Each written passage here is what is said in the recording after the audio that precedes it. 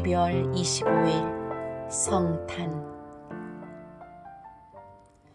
만민의 구세주가 되시는 천상아기 예수가 오셨다.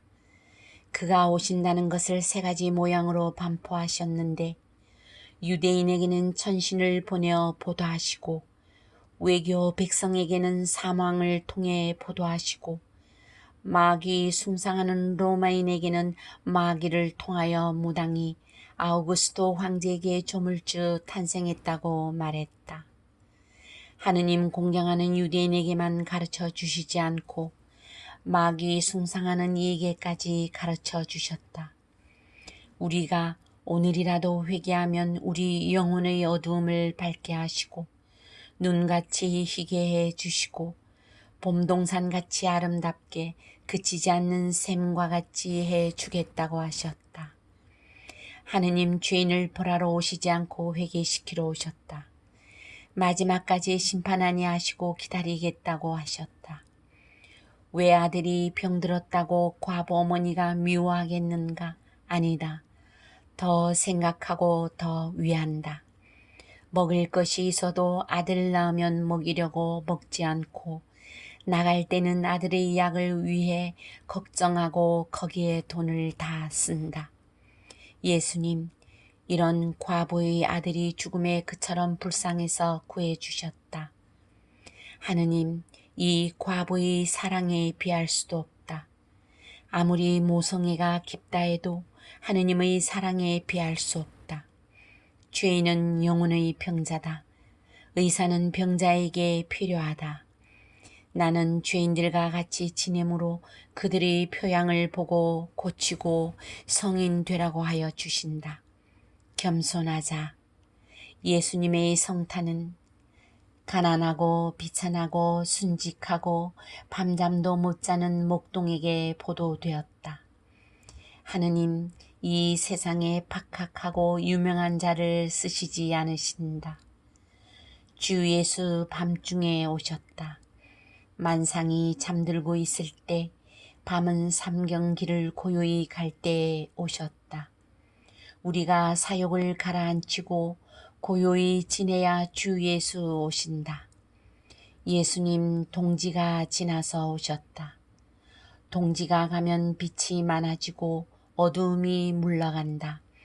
주 예수 모시는 이는 영혼이 점점 밝아진다는 것을 이것으로서 배우는 것이다.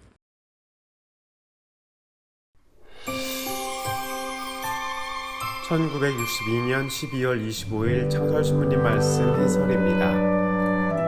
하느님께서는 당신의 사랑하시는 아드님을 마국간에서 태어나도록 하셨습니다. 이것은 무엇을 의미할까요? 창설신부님은 이렇게 말씀하십니다. 겸손하자. 예수님의 성탄은 가난하고 비천하고 솔직하고 밤잠도 못 자는 목동에게 보도되었다. 하느님 이 세상에 박학하고 유명한 자를 쓰시지 않으신다. 그렇습니다. 하느님께서는 우리에게 겸손을 원하십니다. 당신의 아드님도 편안하고 멋진 궁전에서가 아닌 초라한 마국간에서 태어나도록 섭리하셨습니다. 그리고 그 만왕의 왕이신 분은 가난하고 비천하고 솔직하고 밤잠도 못 자는 목동들에게 보여졌습니다. 그러니 우리도 가난하고 비천한 자리로 내려가야 하겠습니다. 창설신부님은 내려가는 것이 올라가는 것이다 라고 말씀하셨습니다. 이러한 복음의 역설을 이해하기 위해서는 우리 안에 고요함을 발견하고 고요를 유지해야 합니다. 그러려면 우리 안에 숨어있는 사욕을 발견하고 그 숨어있는 사욕을 없애야 합니다. 이것은 투쟁이고 전쟁이겠죠. 누가 가난하고 비천한 자리로 내려가고 싶어 할까요? 자기 자신과의 투쟁, 전쟁에서 이긴 사람들이 비천한 자리로 내려가고 싶어 할 것입니다. 그 승리는 믿음, 그리스도에 대한 전적인 신뢰에서 오는 것입니다. 이 전쟁은 평생에 걸쳐 진행되는 것입니다. 그리고 또한 하느님의 자비와 섭리 안에서 이루어지는 것입니다. 하느님은 우리를 겸손으로 인도하십니다. 그러기 위해서 우리 주변의 사람과 사물과 현상을 이용해서 우리에게 가르쳐 주십니다. 그래서 우리는 의식 성찰을 잘 하고 있어야 하죠. 깨어 있어야 합니다. 하느님께서 우리에게 무엇을 말씀하시는지 잘 알아들어야 하겠습니다. 하느님의 말씀은 세상 사람들이 살아가고자 하는 방향과 정반대 방향으로 흘러갑니다.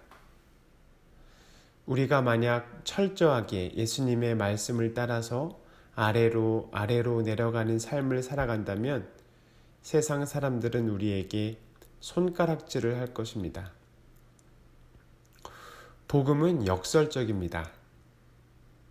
창설신부님은 이렇게 노래하셨습니다.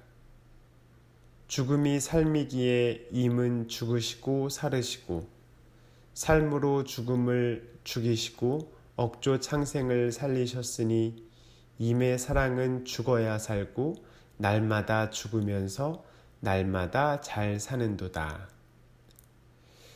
죽는 것이 사는 것이고 우리의 영원한 생명은 그리스도의 죽음 덕택입니다. 요한복음 12장 25절에서 보면 자기 목숨을 사랑하는 사람은 목숨을 잃을 것이고 이 세상에서 자기 목숨을 미워하는 사람은 영원한 생명에 이르도록 목숨을 간직할 것이다. 라고 말씀하셨습니다. 버리는 것이 얻는 것이고 죽는 것이 사는 것이고 얻는 것이 잃는 것이고 사는 것이 죽는 것입니다. 이 역설을 알아들어야 합니다. 그러나 세상은 이러한 생각을 하는 사람들을 비웃습니다. 그들은 예수님께서 이미 부활하셨음을 믿지 못합니다. 이렇게 비웃는 사람들에게 김대건 신부님은 당신의 마지막 서한에서 이렇게 말씀하시죠. 주의 거룩한 뜻을 따르며 온 마음으로 천주 예수의 대장의 편을 들어 이미 항복받은 세속 마귀를 물리칠지어다. 세상 사람들의 비웃음에 흔들릴 필요 없습니다. 예수님은 부활하시어 세속과 마귀에게 이미 항복을 받으셨습니다. 사도 바울은 승리가 죽음을 삼켜버렸다. 죽음아, 너의 승리가 어디 있느냐? 죽음아, 너의 독침이 어디 있느냐? 하고 말씀하셨죠.